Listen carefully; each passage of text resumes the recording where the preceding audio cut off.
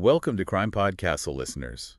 Are you ready for episode 51 of our Unsolved Mystery series? Oh, I think they are. Buckle up, because today we're diving deep into the Darbhanga Raj murders of 1985. That's right. A wild ride through Indian history, a little bit of family drama. And a mystery that has stumped investigators for decades. Absolutely. It's not just your average true crime story. Not even close. This one is about power.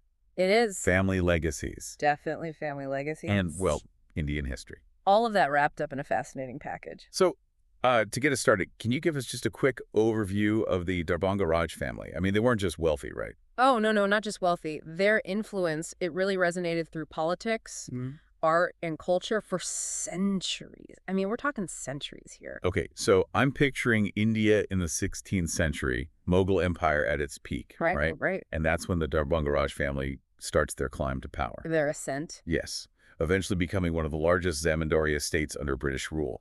They were. I mean, massive landholdings, palaces, you name it. And they were patrons of art, music, education. Huge patrons. They really shaped Darbhanga into a cultural hub. They did. But hold on, what was this zamindari system exactly? Well, think of it like a feudal system almost. Yeah. The zamindars, like the Darbhanga Raj, they were these powerful landlords Yeah. responsible for, well, collecting taxes from the people who lived on their land, maintaining law and order. Oh, so basically they were like the middlemen between the British rulers and the locals. Exactly. And what's really important to understand is that when India gained independence in 1947 and that zamindari system was abolished, well, it had a huge impact on families like the Darbhanga Raj. So their power didn't just disappear overnight. No. They might have lost the official landholding rights, but they kept their wealth and, more importantly, their influence. I see. So they shifted gears, moved into politics, business, that kind of thing. Exactly. But that transition, well, it wasn't always smooth sailing. It created tensions, I bet. It did, both within the family and with those who, resented their continued influence. This is where it gets interesting, right? Oh, absolutely. This whole backdrop of changing power dynamics sets the stage for what happens in 1985 when a series of murders rocks the Darbhanga Raj family. Shocking events. And that first murder, the very first one, I mean, that was baffling, wasn't it? It was. The victim was found dead right there in their ancestral home. No signs of forced entry. None. And nothing valuable was missing either. It pointed to someone who knew the family, someone who knew the property. Someone on the inside. Potentially. And it wasn't just a one-off event, was it? More family members were killed, each one more mysterious than the last. Yes, it was a pattern, that's for sure. And all of them, all holding important positions within the family. And the methods, they were all so different, right? Oh, they were. Suspected poisonings, staged accidents. Some even whispered about dark rituals. Wow. I can only imagine the fear, the paranoia that gripped not just the family, but the entire region. It was a dark time. So how did investigators even begin to handle a case this complex? I mean, the pressure must have been immense. It was. You have to remember, we're talking about one of the most prominent families in the region. And to top it all off, forensic science in India at that time wasn't exactly advanced. Ah, so they were working with limited resources. They were trying to solve a puzzle with half the pieces missing. They had to rely on, mostly circumstantial evidence. I see. And witness testimonies. Which can be unreliable. Exactly. Especially when fear and loyalty are involved. Yeah. Piecing together a clear picture, it was practically impossible. So from the very beginning, they're dealing with a tangled web of motives. Oh, so many motives. Suspects. Everywhere you looked. All while navigating a very sensitive political landscape. It was. And with limited resources. Yes. No wonder this case turned into such a challenge. So let's unpack some of those motives. What were some of the leading theories that came out of the investigation? All right. Well, one of the most prominent theories revolved around internal family feuds. You see, when that zamindari system was abolished, it was a big deal for India. Right. But it really shook up these families, these formerly powerful families. Yeah. And the Darbhanga Raj, they had wealth, sure, but they weren't immune to the fallout. So you're saying even with all that money, there were still cracks in the foundations? Oh, absolutely. There were inheritance disputes, battles over control of businesses. Just the family name probably too, right? Oh, of course. The name, the legacy, it all breeds resentment. And, sometimes that resentment can turn violent. It's like a real-life Shakespearean tragedy, isn't it? You've got the power, the family, the greed. Yeah. It's a recipe for disaster.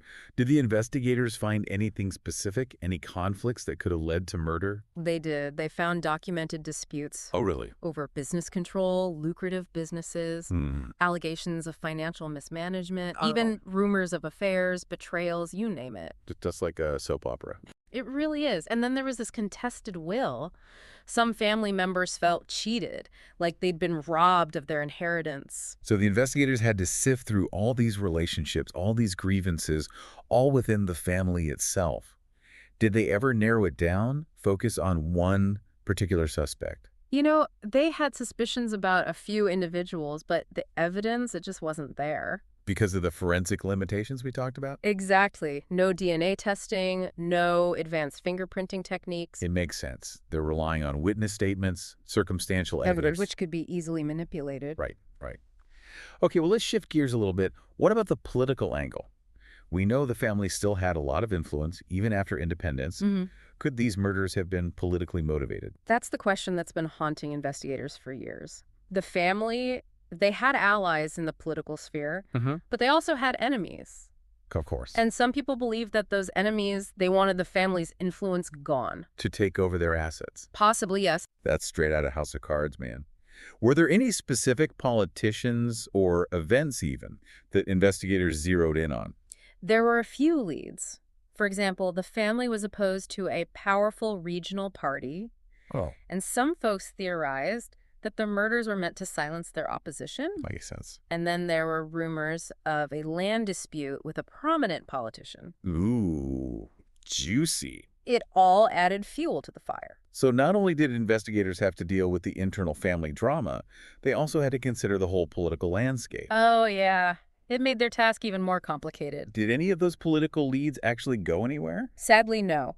They investigated extensively, but the evidence linking those politicians to the murders, it was all circumstantial. And the investigation hit roadblocks. Witnesses changed their stories. Oh, no. Potential evidence vanished. It almost sounds like a cover-up. Some people still believe that's what happened. Powerful people, they have connections, they can manipulate things, bury the truth. It's chilling. Okay, so we've got family feuds, we've got political intrigue. Were there any other theories? What about, like, organized crime? Could they have been targeted for their wealth? Organized crime was definitely a factor in the region. Right. And yeah, the family's wealth made them a target. Sure. But a lot of investigators, they didn't think a criminal organization would carry out these kinds of killings. It seemed too personal, right? Exactly, and very targeted. Remember, the victims, they weren't random. They all held important positions in the family. So if it wasn't just about the money, what was the motive? Well, that's the million-dollar question, isn't it? And it's a question that led some people to a rather unconventional theory. You mean the curse? Yeah. Now, I know it sounds far-fetched, Right. but we're talking about a region steeped in folklore and superstition. True. I mean, in a case like this, people will grasp at any explanation, even a supernatural one. I get it. So what was the story behind this curse? Local rumors claim the family had been cursed generations ago, maybe by a disgruntled servant or a rival seeking revenge. They said this curse, it was meant to bring about the downfall of the entire Darbhanga Raj family. Wow. So obviously the police wouldn't have investigated a curse? No, of course not. But it's still interesting how those beliefs shapes the public's perception of the case. Oh, absolutely. Did anyone in the family believe in the curse? Actually, yeah, some family members did believe in it. Really? Which just added another layer of complexity to this whole thing. Imagine the suspicion, the paranoia. It's hard to even imagine. It's a crazy time. It really is a fascinating look at how belief and reality collide, especially when you're dealing with these unexplainable tragedies. So with all these theories floating around, did investigators ever come close to cracking the case? Any near misses? Any leads that just went cold? There were a couple times, actually, where they thought they had a real breakthrough. Oh, really? Yeah, there was this one guy, a distant relative, had a history of financial disputes with the family. Interesting. He became a prime suspect. Makes sense. I mean, motive, opportunity, he had it all. Yeah. And some witnesses, they even put him near the scene of one of the murders. So they had their guy, right? What happened? It all fell apart. His alibi, it checked out. And the Oh, physical evidence, well, it just wasn't enough. oh no. Plus, there was all this pressure, from influential people to drop the investigation. Wow. So he was released. Back to square one for the police. It's so frustrating, to think that whoever did this, they might have gotten away with it completely. So what happened to the Darbhanga Raj family after all of this? I mean, did they ever recover from the trauma, the scandal? The family, it was really, irrevocably fractured. The murders, the investigations, the media, it all just exposed these deep rifts, Yeah. Any unity they had, it was gone. It's sad. It is. Some family members, they just retreated from public life completely.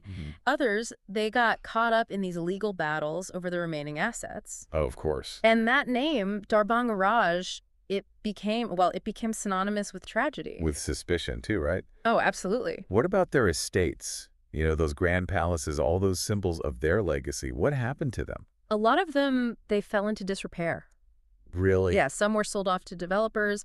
Others turned into museums, government buildings. It's almost like the physical structures themselves reflect the family's fate. I mean, once they were so vibrant. Powerful. Yeah, and now they're fading remnants of a bygone era. They are. It's kind of poetic, actually. Yeah. But even though those physical spaces decay, the mystery of those murders, it clearly lives on. What do you think it is about this case that still fascinates people, even after all these years? Well, I think it's a story that really gets to us, It taps into our fears. For sure. This idea that even a powerful family, a family that seems untouchable, can be brought down by these brutal, calculated acts. Terrifying. It's terrifying, but it's also intriguing. Yeah. And because it's unsolved, it makes us want to speculate, to put the pieces together ourselves. Right. Try to make sense of something that just doesn't make sense. So for you, the Darbhanga Raj murders, they're not just some historical footnote. No, not at all. They're like this window into the dark side of human nature. A puzzle that we may never solve, but one that forces us to question everything we think we know about power, about family, about justice. Exactly. It reminds us that even with evidence, even with theories, the truth can still stay hidden. And that sometimes the most disturbing mysteries are the ones that leave us with more questions than answers. That's right. Well, I think we've given our listeners plenty to ponder today. I hope so. Family feuds, political intrigue, unsolved murders. It's all there. All set against the backdrop of a changing India. What's the one thing you want our listeners to take away from this, from our deep dive into the Darbhanga Raj murders? I just hope they walk away understanding how complex history really is. And how powerful unsolved mysteries can be. Absolutely. These events, as tragic as they were, they give us this glimpse into a specific time, specific place. They make us face some hard truths about ourselves, Yeah. About how fragile power can be. I agree. And for all of you listening out there, if you're as hooked on this mystery as we are, well, do your own digging. That's right. Explore the theories, look at the evidence. See what you can find. Maybe you'll be the one to finally crack this case wide open. Now that would be something. It would. Thank you for joining us on this journey into the heart of an unsolved mystery.